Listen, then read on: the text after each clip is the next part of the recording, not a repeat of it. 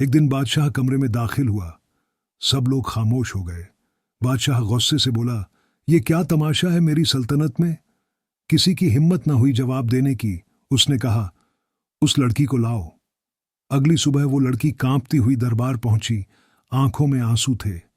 बादशाह ने नरमी से पूछा, बताओ, तुम वहां क्यों थी? लड़की बोली, आलिया जौह, मेरी मां बीमार है, कोई सहारा नहीं। बादशाह का दिल पिघल गया। बोला, तुम्हारी मां का इलाज हम कराएंगे। फिर एक दिन वो उसके घर गया और बोला, मेरी बेटी की मां बनो। ग्लोरिया ने सर झुकाकर हामी भर ली और महल चली आई। राजकुमारी केट ने उसे अपनाया और बादशाह ने उससे शादी कर ली। रानी बनते ही ग्लोरिया ने सोचा, अब मैं सबसे हसीन हूं। लेकिन जादुई आईना बोला, नहीं, अब सबसे सुंदर केट है। ग्लोरिया तिलमिला गई, बोली, क्या कहा? वो मुझसे ज्यादा हसीन? तभी एक बूढ़ी चुड़ैल आई और बोली, अगर जवान रहना चाहो तो बलिदान दो। ग्लोरिया ने चाल चली। तय किया वो बादशाह के दिल में जगह बनाएगी। वक्त गुजरा, मगर हर रात चांद उसे चिढ़ाता। तुम बूढ़ी हो चुकी।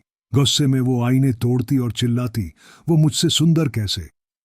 एक दिन उसने कहा, राजकुमारी को जंगल भेज दो, उसे मजबूत बनना चाहिए। बादशाह ने भरोसे से हामी भर दी और ग्लोरिया खुश हो गई। लेकिन अगली सुबह उसने खुद को जंगल में बंधा पाया, हैरान थी। आईने में बादशाह दिखा, बोला, ग्लोरिया, मैंने सब जान लिया। चांद मुस्कुराया, बोला, कहां था ना, तुम बूढ़ी हो चुकी। ग्लोरिया की आंखों से आंसू बह निकले और उसकी चीखें जंगल में खो गईं।